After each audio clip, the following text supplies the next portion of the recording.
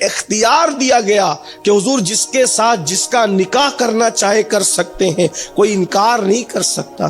تو بات دور نہ نکلے، میں اپنی بات سمیٹ رہا ہوں۔ تو وہ محدث کہتے ہیں کہ وہ بانقاب تھی، با پردہ تھی، اس نے کہا اللہ کا واسطہ آپ میرے ساتھ نکاح کر لیں۔ اللہ کا واسطہ دیا، حالانکہ ایسا نہیں ہو سکتا کہ کوئی اللہ کا واسطہ دے دے اور آپ اس کو دیکھے بغیر نکاح کر لیں، لیکن جن کے رتبے ہیں سوا، ان کو سوا مشکل ہے، یہ اللہ والے لوگ ہیں۔ فرمایا کہ اس کے والد نے میرے ساتھ اس کا نکاح کر دیا، میں نے قبول بھی کر لیا، لیکن جب پہلی ملاقات ہوئی تو میں نے کیا دیکھا کہ اس کی صورت میرے دل کو نہیں بھاتی، یعنی وہ قبول صورت نہیں تھی۔ ہم کسی انسان کو بدصورت نہ کہیں کبھی، انسان میں کوئی بھی انسان بدصورت نہیں ہو سکتا۔ بدصورت کیوں نہیں ہو سکتا؟ جب قرآن کہہ چکا لقد خلقنا الانسان فی احسن تقویم، کہ ہم نے انسان کو اچھی صورت پر پیدا کیا، تو کوئی بدصورت نہیں۔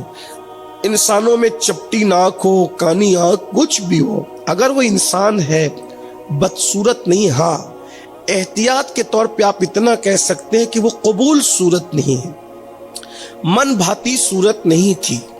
وہ محدث صاحب کہتے ہیں اس کے باوجود بھی میں نے صرف یہ سوچا کہ اگر میں اس کو چھوڑ دوں، نکاح کے بعد طلاق دے دوں، تو اس کے باپ کا دل ٹوٹے گا، اس کا دل ٹوٹے گا۔ اب میں اللہ کو کیا جواب دوں؟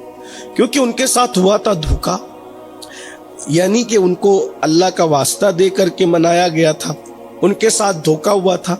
مگر اب چونکہ نکاح کر چکے، تو نکاح کرنے کے بعد اب وہ قبول صورت نہیں، اس کی صورت دیکھتے ہیں تو صدمہ ہوتا ہے، سر پکڑ کے بیٹھ جاتے ہیں، بہت پریشان ہوتے ہیں، ذہنی طور پر پریشانی ہوتی ہے، لیکن طلاق نہیں دیتے، وجہ دل نہ ٹوٹے۔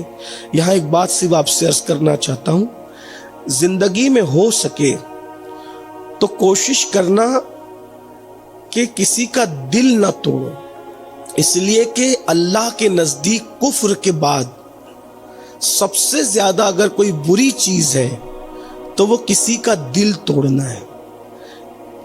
دل توڑنے والے لوگ ہمیشہ برباد ہوئے، جلدی یا دیر سے۔ اس لیے کوشش کرنا کبھی کسی کا دل نہ ٹوٹے۔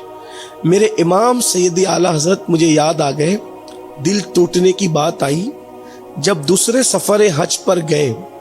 دیکھیں، میں دوسرے تیسرے چوتھے نکاح کا مخالف نہیں ہوں، میں سمجھتا ہوں کہ شاید ہندوستان میں قادری فقیر ہی ہے جس نے سب سے پہلے ہمت کی کہ دوسرے تیسرے اور چوتھے نکاح پر گفتگو کرنے کی، لیکن میں اس کا مخالف نہیں، مگر بات آئی تو عرض کر رہا ہوں۔